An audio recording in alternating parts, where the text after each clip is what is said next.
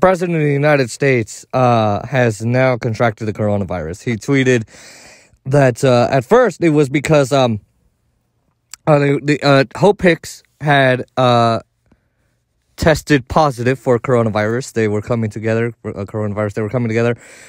from Minnesota. She had boarded Marine One, and she tested positive and contracted the virus. She said she was having achy pain and feeling bad, not doing well. And then the president and the first lady decided to take one of those tests, these 15-minute quick tests, that they have. I'm not sure what the real term is, so forgive me if anyone wants to correct me on that, they can. And essentially what happened was it was about 1 a.m. Eastern, 10 p.m. Pacific time last night. And he after that, he had tweeted that him and the First Lady, Melania Trump, had gotten the virus. And there's a few thoughts that I have on this. Number one, I just want to say, we wish the president well. I know I am an avid Trump hater. I don't support Trump. I hate his policies. I don't like him as a person. But as a human, I have to say, I hope he gets better. I hope his wife does better. I hope Hope Hicks does well. I hope anybody else who's caught the virus does well as well. This disease is very, very serious, and I don't want anybody to misconstrue it or not take it seriously. Take all the precautions you can, even though you're going out. I know I am.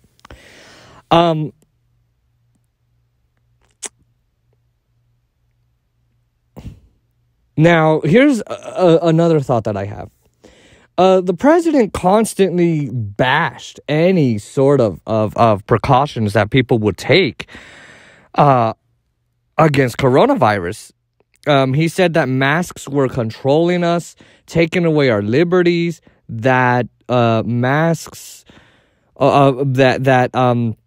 shutdowns were unnecessary, that everything should just open back up. People should just go to school, work, church, parties, celebrations, whatever you got to do. Just do it right now. Celebrate. Go out. Get together. Don't socially distance. None of that. He was saying all of that. And, when his national security advisor, the person who prepares his food and beverages, mainly from McDonald's, please, Dragana, I hope he doesn't eat McDonald's every day. But his valet, I think I said his national security advisor, and other staff, the vice president's communications director, Mike Pence, his communication director, they all caught the virus. But when they caught the virus, they all decided to quarantine and stay away and take precautions. And Trump still had never done that. He decided, no, you know what, I'm not going to do that. I'm still going to go to rallies. And he held outdoor rallies, mind you, but it's not like anybody was wearing masks. Nobody was social distancing. He was probably shaking hands with everybody, everybody's just, and then he,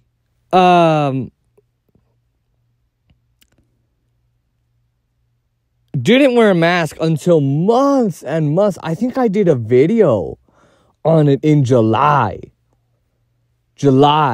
where it might have been June too, but I'm pretty sure it was July, because I remember I had just gotten the watch too, the Apple Watch. I know that's irrelevant, but it was, he was walking into Walter Reed Hospital, wonder why, and he wasn't wearing he was wearing a mask for the very first time in public. Now, who knows if privately he did it, but so he did it months after. Now, there's a few political ramifications here, but I just want to speak to a couple other things really quickly. The president is not in the best health. Neither am I. But the president has heart disease. He's obese, like me. I would know. He's got a lot of problems health-wise. And he's in his 70s.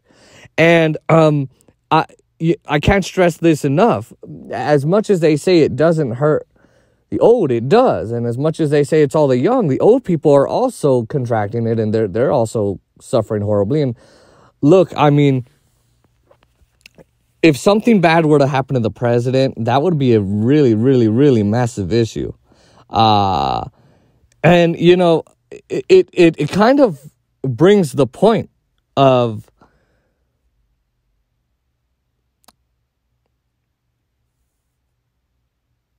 okay, man, if something happens to him, is Mike Pence going to be president? Well, of course, right? It's going to happen during Trump's term, if it does. But also, are the Republicans just going to put him on the ballot? I mean, and that would be a mess, too, because you've already had over 1 million ballots filled out. Most of the Democrat, by the way, hopefully. But like, God knows how many of them said Trump.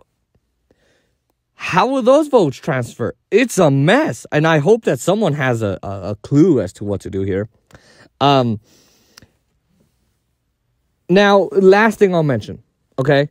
The left, I don't want anybody to say, oh, congratulations, Trump, you got the virus. It is hilarious that he was bashing every precaution and then now he's taking precautions. A little too late. Little bit.